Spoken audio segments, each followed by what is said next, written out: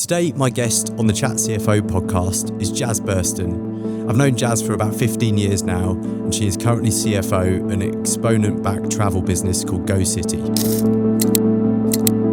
Jas has built her career working for some of Britain's best-loved brands, including TK Maxx, Domino's and TUI, in listed environments before getting her first CFO role in a private equity-backed business.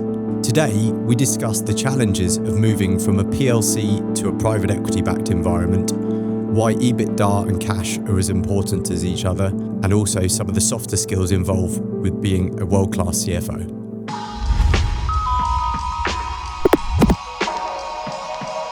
Morning, Jas. Hi, Neil. Thanks for coming in. Thank you for having me. Everyone says, be careful what you wish for, not sure what that sort of CFO role actually looks like. Tell us about it. What do they get wrong? What do they get wrong? I'll tell you what they get wrong, and what it involves is the CFO role is really complex and multifaceted.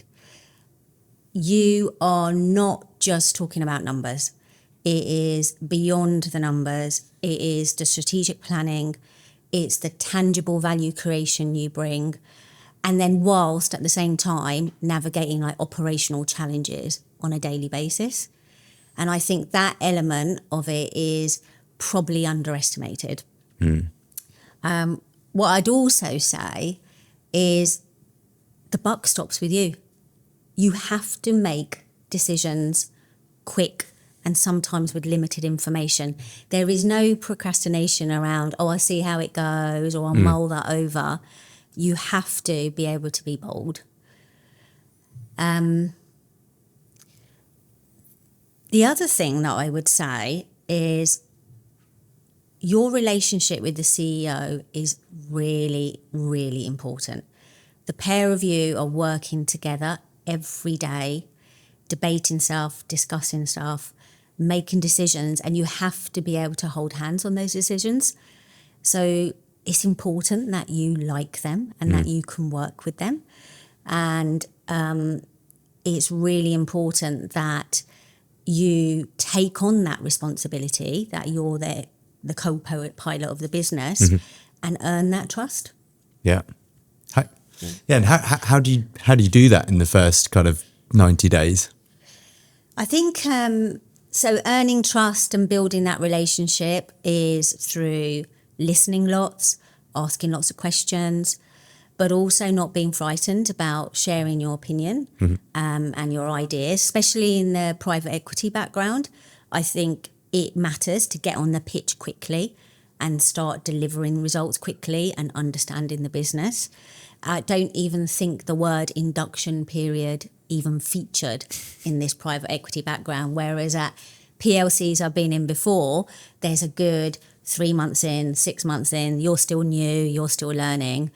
You don't have the bandwidth or the capacity to do that here. So get on the pitch quickly, work in a collaborative way, but listen as well. Brilliant. You've been building towards this CFO role for a long time now. Tell us a bit about the journey to getting there. Well, I'll be honest, hard work. Let's be honest about that. It has been hard work. It has required a lot of resilience and focus. I've had to really work on my self-development over the years. I've had to seek a lot of feedback. I've had to receive a lot of unwanted feedback and knockbacks. And as long as you take them on and grow from them, from the better, then you sort of mature as a leader. I think that's been a big part of my personal journey. The other thing over the years that I've learnt to master is articulation and storytelling. So being good at FP&A or commercial finance or financial controls alone just won't do it. So I've really had to work on that forward narrative. And I think the other thing I've also worked on and over the years and become quite adept at is building high-performing teams quickly so that you start to deliver through the team, and then you've got the bandwidth to do the strategic side of things and the influencing side of things. And what any sort of key learnings on building high performing teams over the years? Yeah, definitely. In terms of your hunch will be there from day one. You will know, but then spend like a few. Well, I would say in private equity, probably a month or two. In PLC, probably a bit longer. Then spend that time sort of taking it all in, developing your plan, resetting your target operating model, get advice from the stakeholders about what service they are getting from finance, how they perceive finance, work out where the weaknesses are, and then go for it. Don't sit on it for too long, because if you don't have a high-performing team, and that is you developing that high-performing team as well, it will impact your own delivery, but it will also impact the business as well. Mm-hmm. And is it changed at all in 2026 in terms of what high-performing finance team looks like and what you're hiring for? I think so. I think there's a lot more on the data and the analysis side of things, and being able to be more of a self-starter, be able to really draw out the so what. Sort of management reporting doesn't really cut it anymore. It's like, what is the real so what in this? What analysis are you using? What data have you used to come up with your decisions or your recommendations? And I also think some of the softer skills are really required these days as well. So there's a lot more on the how, not just the what. And I think the high-performing finance teams need to have that level of softer skills, influencing the mindset with that, then to co-pilot the business as opposed to be service providers. Yeah. So just going back to the journey of becoming a CFO, and I mean, we were discussing earlier, this is a tough job. This afternoon, you've got to go and speak to some banks and CEOs, or a wide range of stakeholders, probably at the drop of a hat. Where does the drive come from to actually want to do the job? And tell us about that. A brief interruption to today's show. This episode is brought to you in partnership with Unity Advisory, a CFO advisory firm built for high consequence decisions. Independent, AI-enabled, and laser-focused on outcomes rather than hours. To find out more, head to unity-advisory.com. Now back to the episode. I'll tell you what, I'll go back to the beginning about where does the drive come from, because I would say it's different now from what it was early on. I think what drives drive is actually quite complicated, isn't it? So it's made up of a number of factors. So one is your biological wiring. 2 is your personal experiences.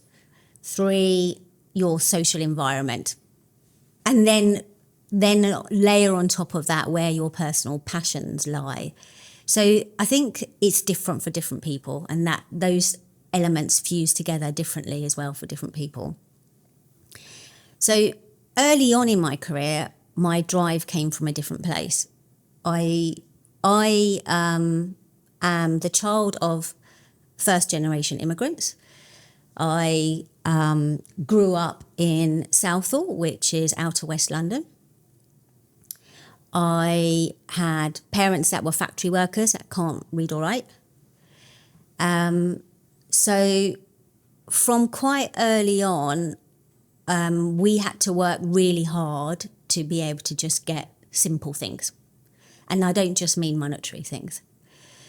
I was in circles where we didn't have networks, we didn't have contacts, we didn't have resources, and amongst people that had a lot of future and financial instability.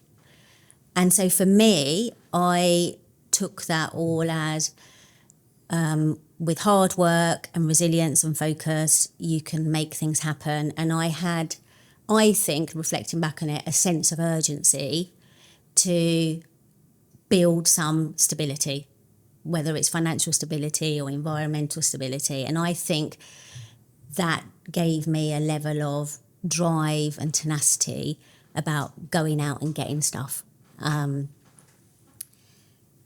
And as time has gone on, my drive now is less about achieving that stability, achieving a stable environment. It's more about what can I do for others now?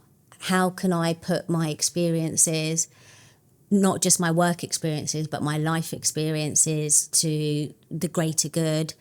How can I continue to grow? Because I am very curious and I do get bored easily. So how do I continue to grow?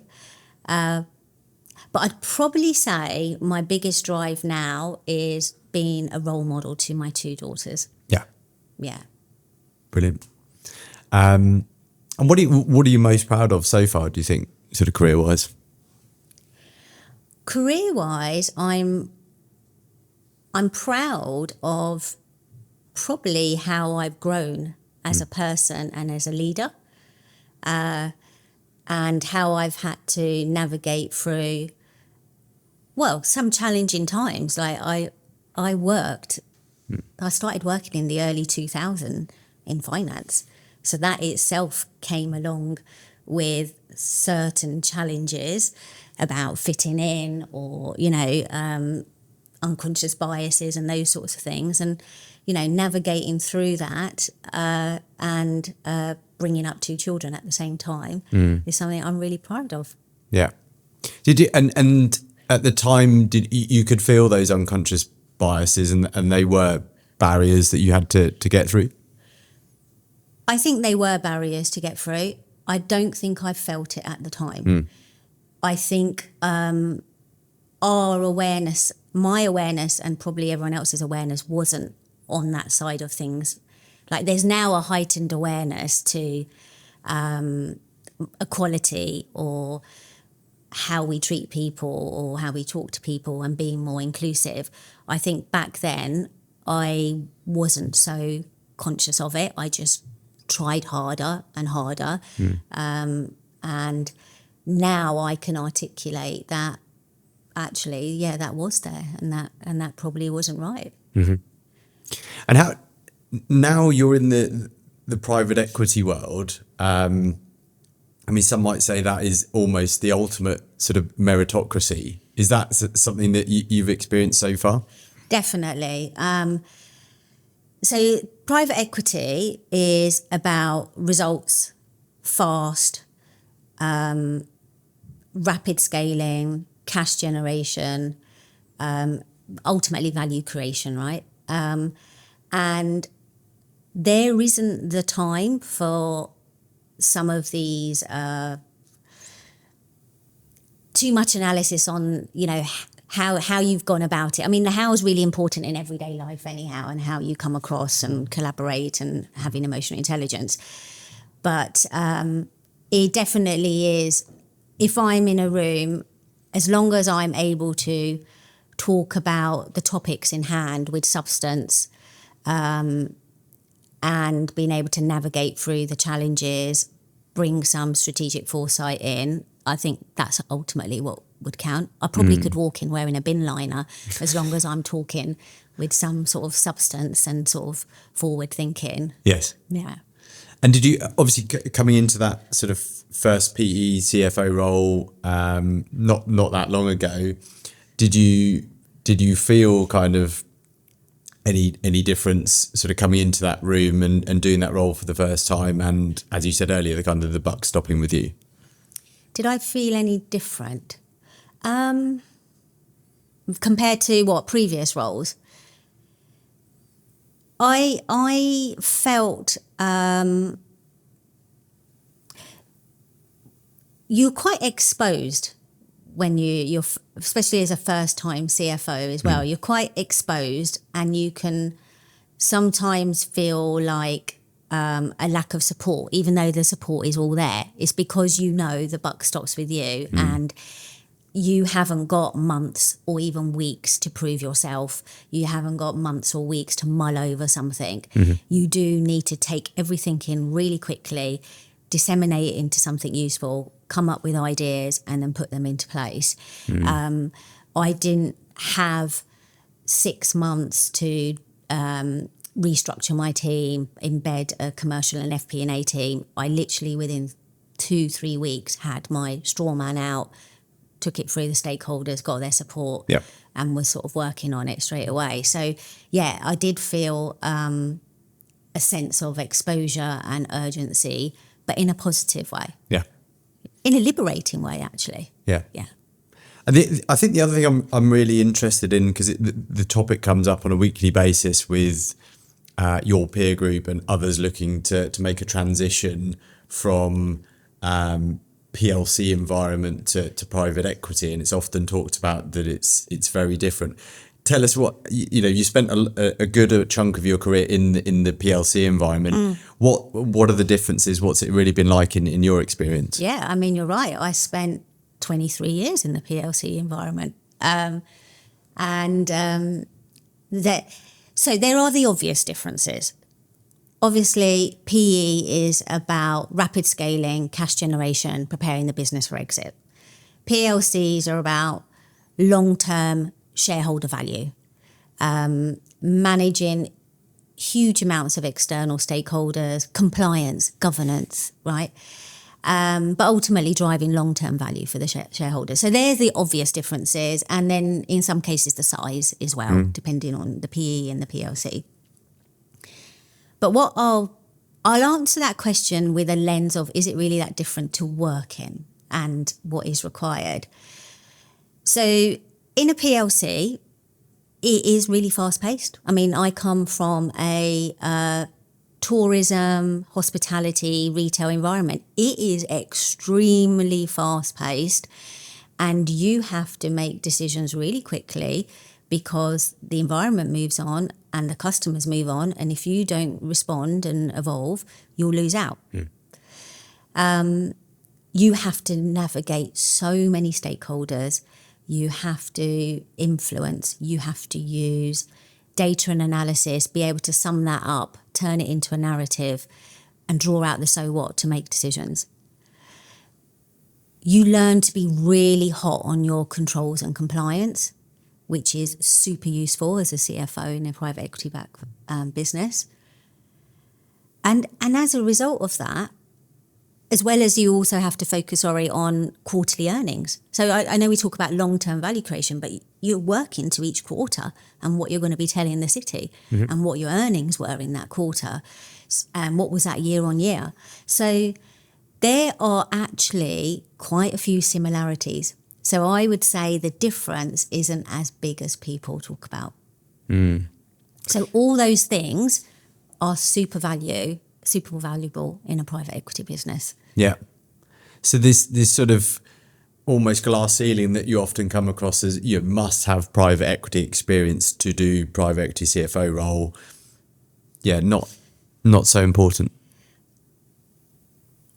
For me, I would say it's not so important. My ask is of recruiters out there to make it less important. So I always wanted to eventually work for a smaller business and get into private equity. But I would often get recruiters, and I hear others saying it to me, saying, no, you have to have private equity experience. No, you have to have ticked all of these things. My ask is, can recruiters see all those things that I just listed out that you get in PLC environments, and you pick up influencing skills, fast-paced skills, decision-making skills, and actually see how valuable that can be in a private equity business? Yeah, I mean, I might be biased here. I'm not sure it's the recruiters that are the blocker. I think for the most part, investors are risk averse by nature. Yeah. They want to tick boxes. They want people who kind of tick that box and been there and done it. I think our lives would be much more straightforward if hirers, investors and boards were more open to those coming from a PLC environment and acknowledging the skills are transferable and, controls experience is going to be valuable in that environment. So I would say, I think, of course you'll have probably a headhunter being a bit of a blocker saying, well, the board and the investor have said this is a must-have criteria. I think where we can do it is to try and influence and say, look, I think you're missing out on some great talent here. I think you are missing out on diversity, cognitive diversity. You should consider this left field option alongside your tick box list and see. Yeah, absolutely. I definitely think there's a role to play in terms of influencing or educating, because it's actually my skills that I picked up at PLCs that have been absolutely crucial in this first year in this CFO role here. The creation and the execution of the change agenda changed the entire target operating model of the finance team, embedded a commercial and FP&A team, multiple initiatives we're working on, how you use data more.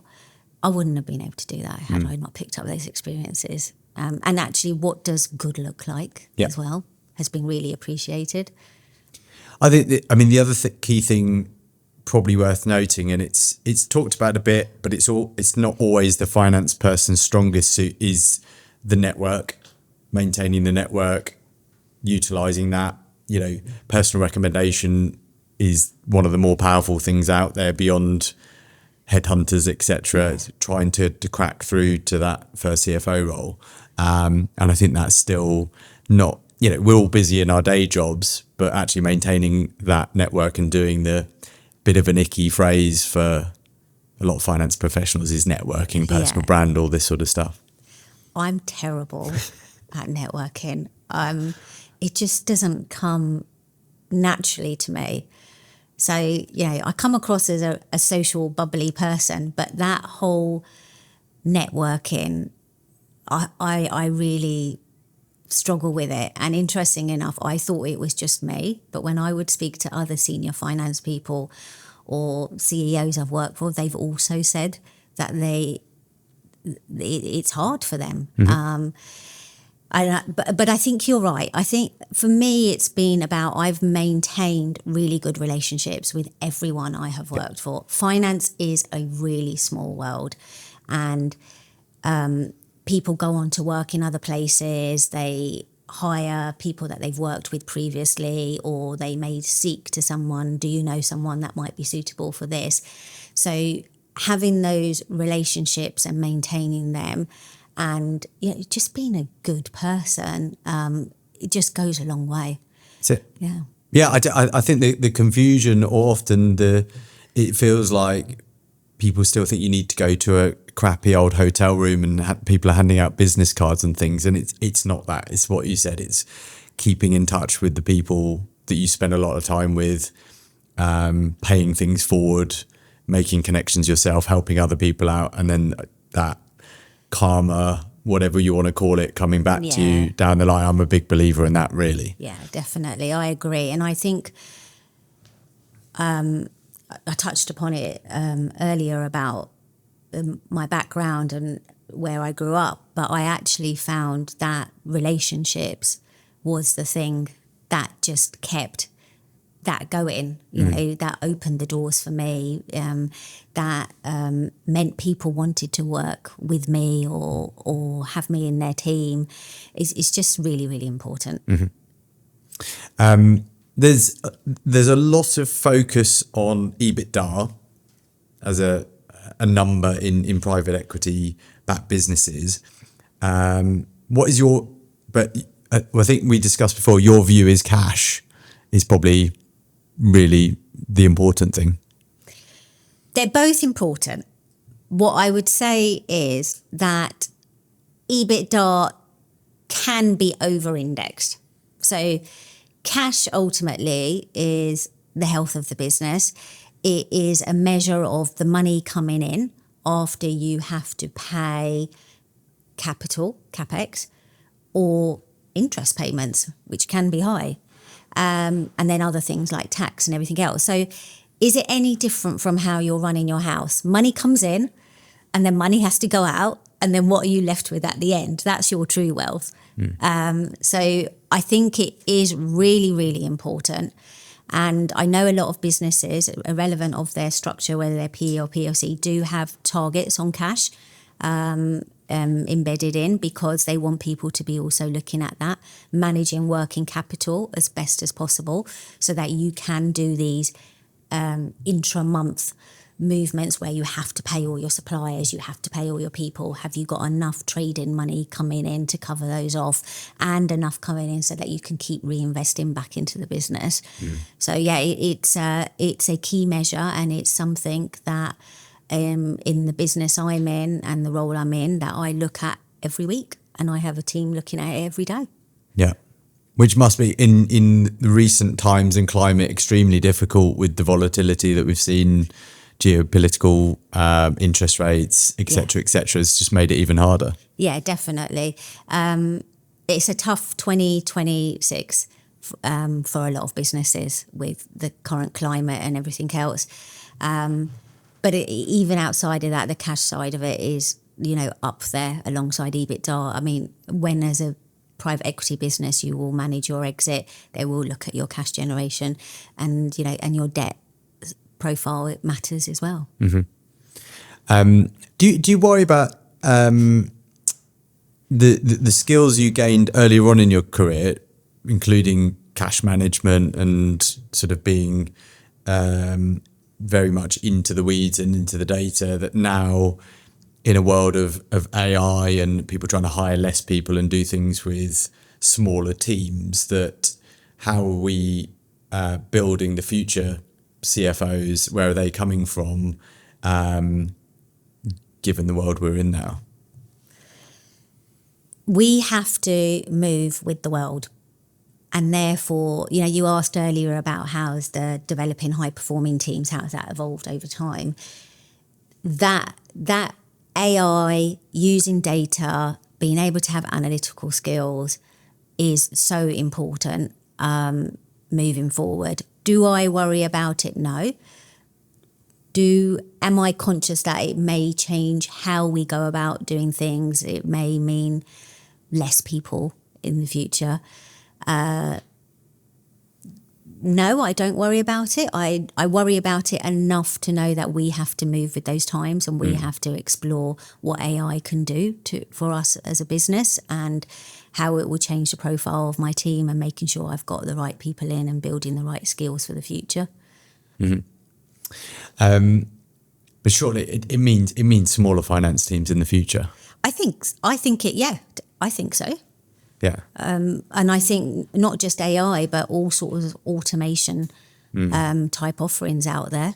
So if I go back to basics, I think there's a lot more that can be done on even my AP and AR teams in terms of invoice processing and reconciliations. They can be advanced dramatically with automation, and it will mean less heads. But I think you then need different types of heads. So the analytical heads, the strategic heads, the what do we do with this data and create operational and strategic actions off the back of that. I think that side of my team is definitely growing, and in previous roles, teams definitely growing around the data scientist aspect of it. Yeah. What are the other things that you wish people had told you before taking on that CFO role?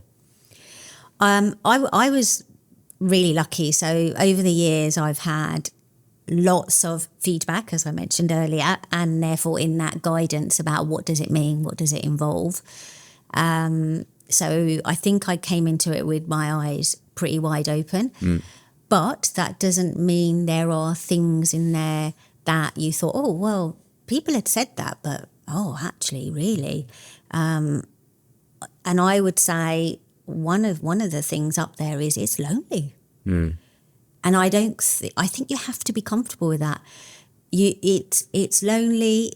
The buck stops with you. You have to make bold decisions, and often with limited information, to be able to work at the pace that that the private equity business needs you to, and you have to be comfortable with that.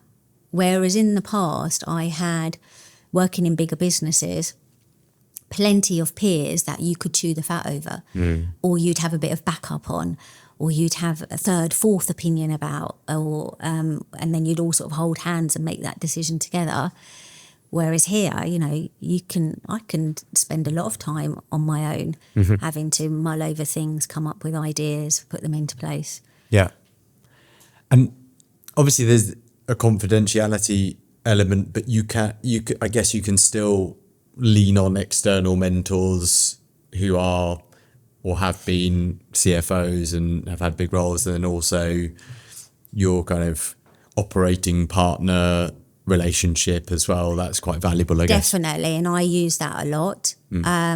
So we talked about earlier about do you have to have ticked all the things to go into private equity? Have you built up the skills in the PLC to be able to transfer across? Yes, but there will be always things that you don't know, and you have to be able to have that self-awareness of knowing that you don't know that, and humble enough to go out and get advice. So I often will text the operating partner at our private equity house and say, are you free? Just wanted to chat through something.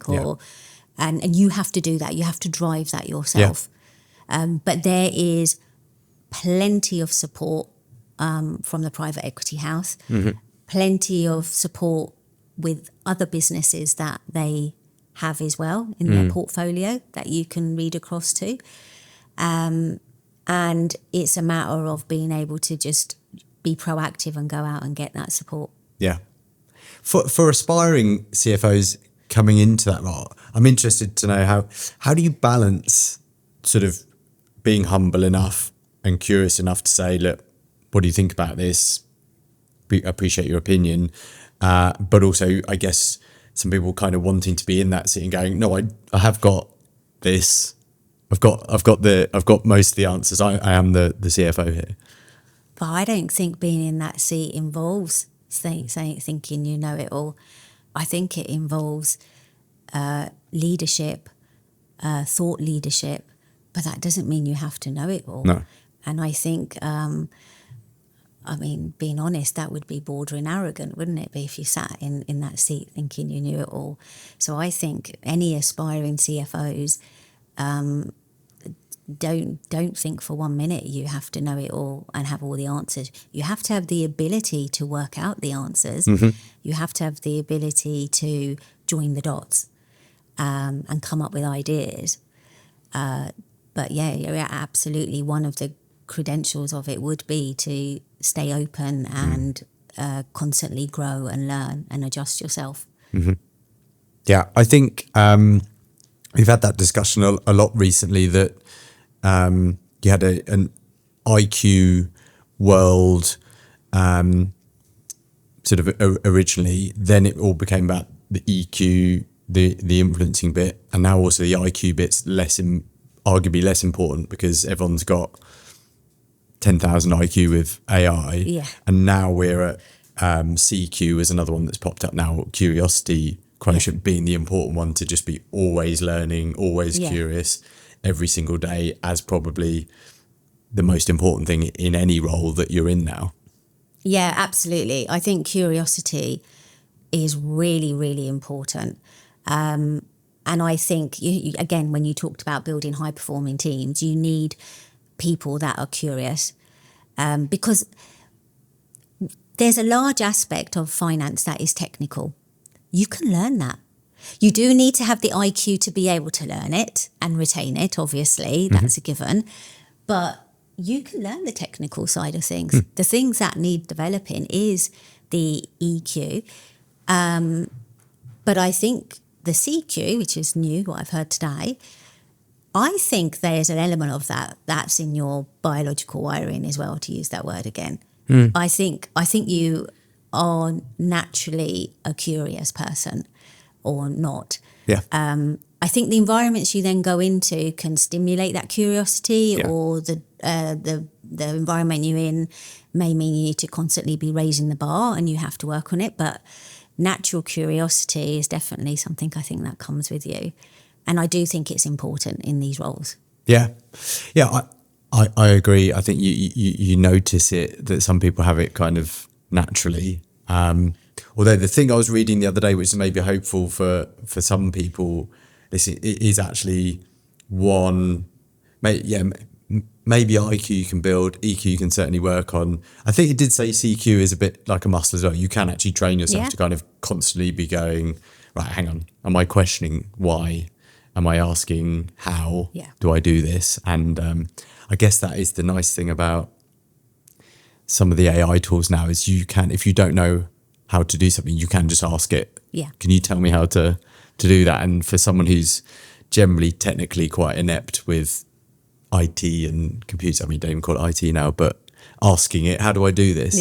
Is quite useful. Yeah, definitely. I think that's another reason why the bar is so high now, and the skill sets required of a team are so different, because we've got all this information on tap, and because we can, and so that means everyone else has also got that information on tap. So businesses have to be so, the cutting edge, definition of cutting edge now for a business is different from what it was 10 years ago or even 5 years ago, because there is just so much out there. And as a result, competitors are moving quicker, they're creating new things, teams are developing, at a fast pace, able to digest huge amounts of data quickly, get customer trends, customer insights, how the market is moving is much more at your fingertips. So the pace at how you move with that and what you do with it, the bar is really high now. As kind of a parting message for today to other sort of aspiring CFOs, are there any pieces of advice that you would give, or other pieces of advice that you've been given by mentors in the past that sort of stick with you, that you would sort of leave our audience with today? So for aspiring CFOs, I would say don't just want to be a CFO for the title. It may not be for you. It may not, some of the stuff I've said earlier, you're on your own a fair bit. You do have to hold hands with the CEO, and you have to make sure you get on with them and you trust each other. There's things in there that isn't for everyone. And really don't underestimate the changing gear from execution to influence to be able to be a successful CFO. And don't underestimate that you are now an outward facing leader. So what you did very, very well before, whether it's commercial finance or FP&A or a group finance controller or etc., what you need for a CFO, being good at that isn't necessarily what a CFO skill set, or to be a successful CFO is, or what you may find rewarding as well. Was there a penny drop moment from moving from that kind of commercial finance role to having a CFO sort of view?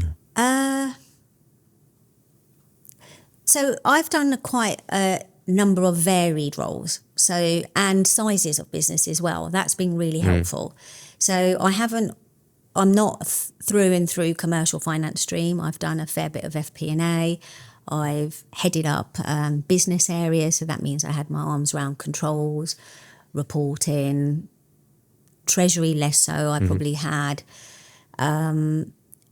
strategy. I had the analysis team in one previous role I was in as well as say the property team. So I built up quite a few varied skill sets in those roles, built up a fair bit of breadth. I think that's important for the CFO role. So there was no sort of penny drop on that side of things. I think the penny drop or the big change is, whilst you know you're now an outward leader and the external influences is where you need to index on, actually doing it in reality is very different. So you have to juggle external influences, external stakeholders, and at the same time, the internal operational side of finance and the internal team delivery. And juggling those two is hard. It's having a lot of plates spinning at the same time. And I think anyone coming into those roles should just have that level of awareness and maybe take some advice about how do you manage it, because you can't let any of them drop. Yeah. And again, just being comfortable with the 80-20 thing, that's kind of a muscle you have to develop as well? I think you have to develop that in most things in life as well, in your personal life. So yes, you have to develop the 80-20, whether you work in a PLC or whether you work in private equity. What I would say is 80-20 doesn't mean that you only put 80% in the effort on some things. It actually means that there's just things you have to prioritise. Don't let your standards drop. No. In my day, I could have 1 second I'm in a daily cash flow spreadsheet, which that has been a change for me, to the next second running into a meeting with the lenders and being able to talk credibly about our cash profile, our capital structures and so forth. So I would say don't take the 80-20 too far, but it actually just means sort of where you prioritise and where the things are that are going to create value. Yeah. Brilliant. Jas, thank you very much for coming in and talking today. No problems. It's been great. Thank you. Speak soon. All right. Thank you. Cheers.